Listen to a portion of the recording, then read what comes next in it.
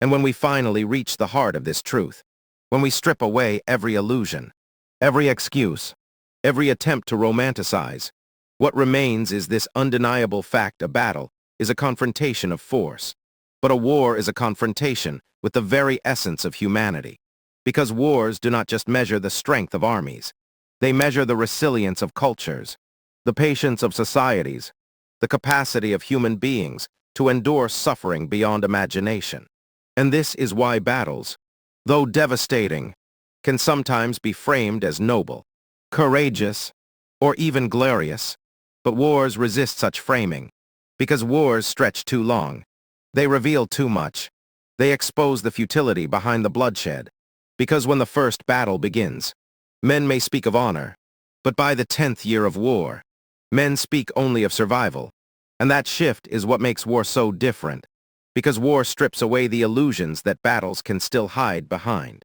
And it is this stripping away that terrifies us, because it forces us to look into the mirror of our own brutality, our own fragility. And this is why generations who lived through war are often quieter, more cautious, more weary than those who only know battles from books, because they have seen that war is not an event but a condition, not a fight but a flood, not a wound but a transformation. And in that transformation lies the heaviest price, because wars not only destroy cities, but also rebuild them into something unrecognizable. Not only kill people, but also birth new identities. Not only tear apart nations, but also stitch together fragile alliances that carry seeds of future conflict. And this is why no war truly ends, because the future it creates is never free of its shadow. And when you sit with that realization, the difference between war and battle becomes more than just language.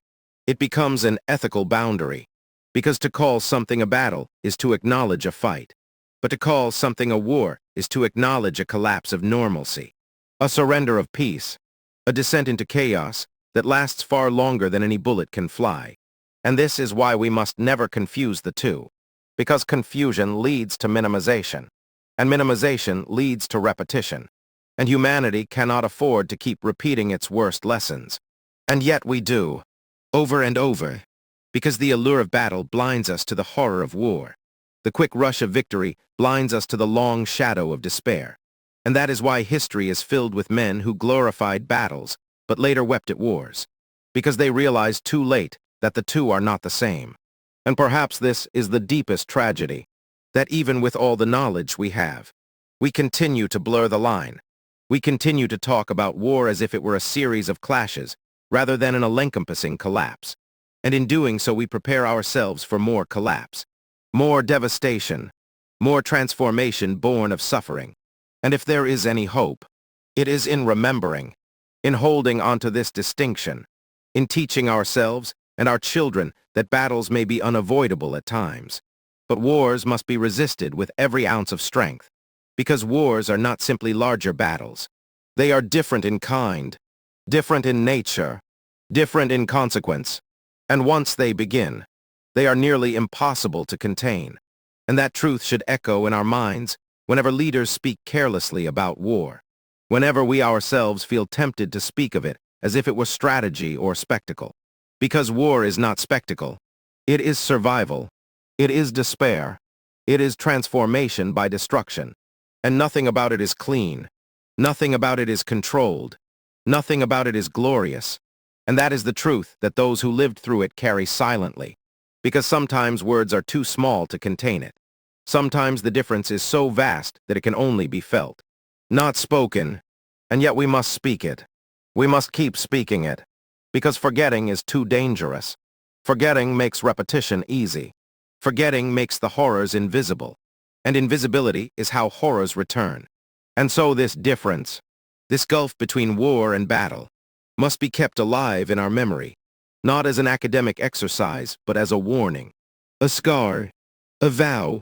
Because if battles are storms, then wars are climates, and climates are what we live in, breathe in, drown in.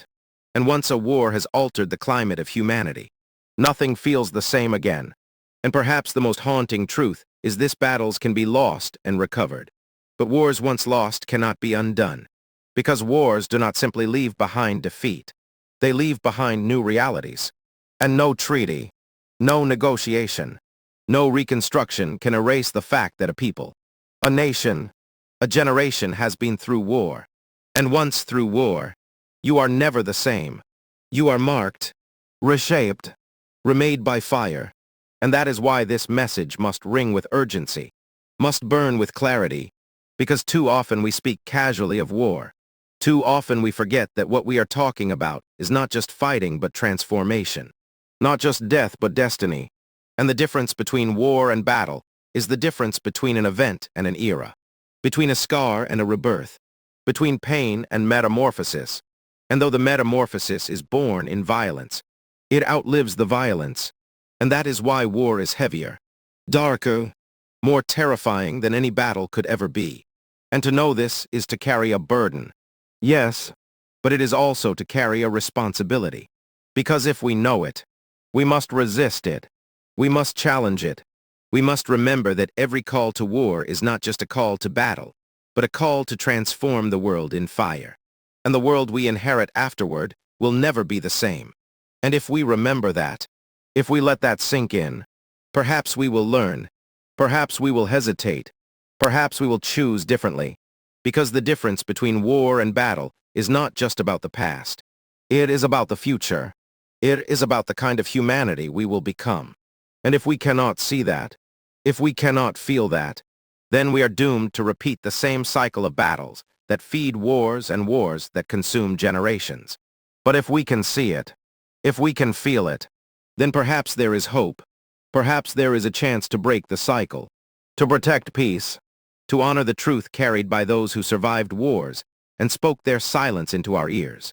And in that silence, in that heavy, unspoken truth, lies the most powerful reminder that war and battle are not the same.